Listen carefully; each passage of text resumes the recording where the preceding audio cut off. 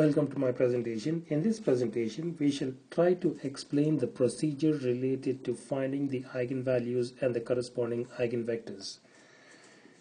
In the past, we mentioned that if A is a matrix, if A is an n by n matrix, and if lambda is a scalar quantity, if lambda is a scalar quantity which is called the eigenvalue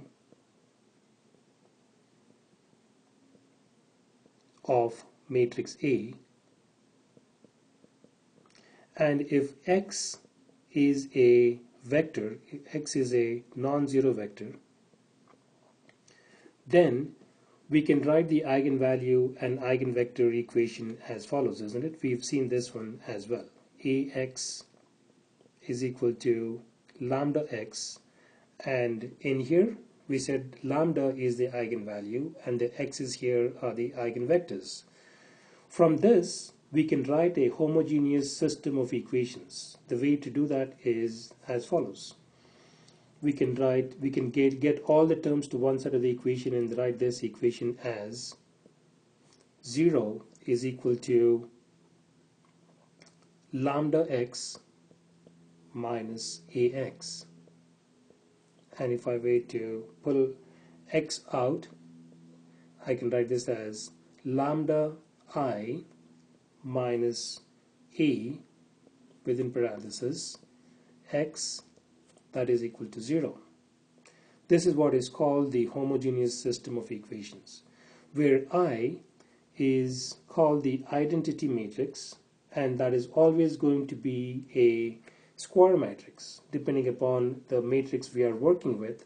If A is a square 2 by 2 matrix, I will be a identity matrix in 2 by 2. So we can write a 2 by 2 identity matrix as 1 0 0 1, an identity matrix with when we are working with a matrix which has 3 rows and 3 columns, the corresponding identity matrix will have 3 rows and 3 columns like this: 1 0 0 0 1 0 and 0 0 1, like that.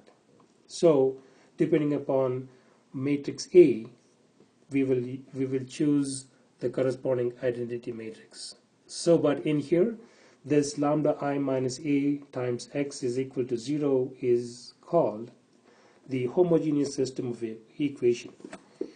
This homogeneous system of equation has non-zero solutions if and only if the coefficient matrix here is lambda I minus a. If this coefficient matrix is singular, if and only if the determinant of this is going to go to 0.